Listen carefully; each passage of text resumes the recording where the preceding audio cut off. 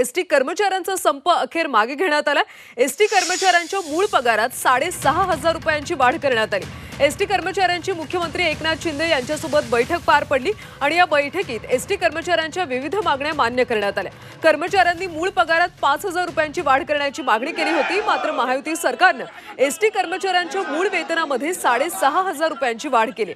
ऐन गणेशोत्सवाआधी एसटी कर्मचाऱ्यांनी संप पुकारल्याने प्रवाशांचे मोठे हाल झाले होते। त्यासोबतच नोकरदार, विद्यार्थी आणि ग्रामीण भागातल्या प्रवाशांचे मोठे हाल झाले।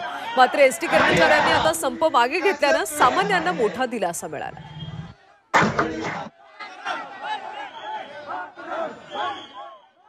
एसटी कर्मचाऱ्यांनी आता आपला संप मागे घेतलेला आहे। मूळ पगारात 6,500 रुपयांची वाढ करण्यात आली आणि त्यानंतर कर्मचाऱ्यांनी संप मागे घेतला।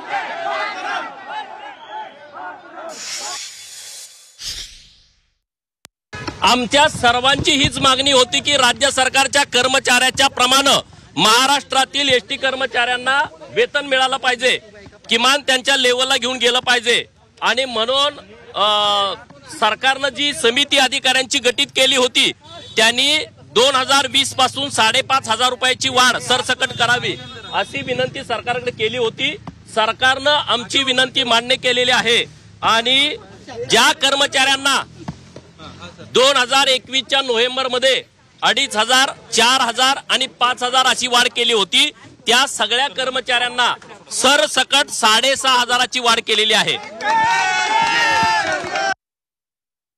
माननीय मुख्यमंत्र्यांनी 6,500 रुपये पगारीत वाढ केलेली आहे। ती वाढ सरकारने स्वतःहून केलेली आहे। त्या जे संघटना होत्या शरद पवारांच्या, त्यांच्या म्हणण्यावरती वाढ केलेली नाही, स्वतःहून सरकारने वाढ केलेली आहे। 7वा वेतन आयोगाची जी मागणी आहे ती जनसंघाने लावून धरलेली आहे आणि जनसंघाच्या मागणीला मान देत सरकारने पैसेही वाढवलेले आहेत 6,500 आणि त्याचबरोबर सरकारने 7वा वेतन आयोगाच्या बाबतीत जनसंघ अग्रगण्य राहू शकते असं देखील सांगितलेलं आहे। सांगायचं तात्पर्य त्या नतद्रष्टांना शेवटी माघार घ्यावी लागली।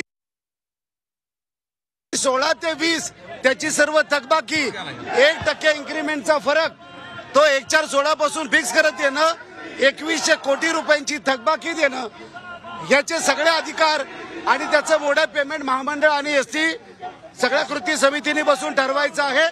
2024-20च्या मूळ वेतनामध्ये सगळ्या कर्मचाऱ्यांना सरसकट 6,500 रुपयाची वाढ त्यांनी आज जाहीर केलेली आहे।